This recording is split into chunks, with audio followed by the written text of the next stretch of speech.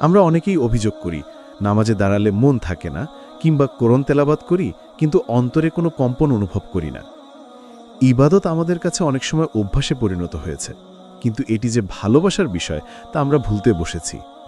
রাসূলুল্লাহ সাল্লাল্লাহু আলাইহি ওয়াসাল্লাম যখনই কোনো সমস্যায় পড়তেন তিনি নামাজের দিকে ছুটে যেতেন। তিনি বলতেন, হে বেলাল, নামাজের ইকামত দাও, আমাদের হৃদয়কে প্রশান্ত করো। চিন্তা করুন, নামাজ ছিল তাদের জন্য বিশ্রামের জায়গা, আর আমাদের জন্য তা অনেক সময় তাড়াহুড়া করে শেষ করার বিষয় হয়ে দাঁড়িয়েছে। ভালোবাসার সম্পর্ক থেকে ইবাদত।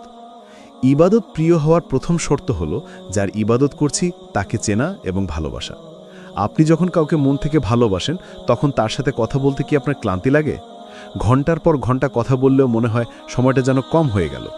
আল্লাহর সাথে আমাদের সম্পর্কটা কি এমন? ইমাম ইবনুল কাইয়িম রাহিমাহুল্লাহ বলেছেন, অন্তর যখন আল্লাহর ভালোবাসায় পরিপূর্ণ থাকে তখন ইবাদত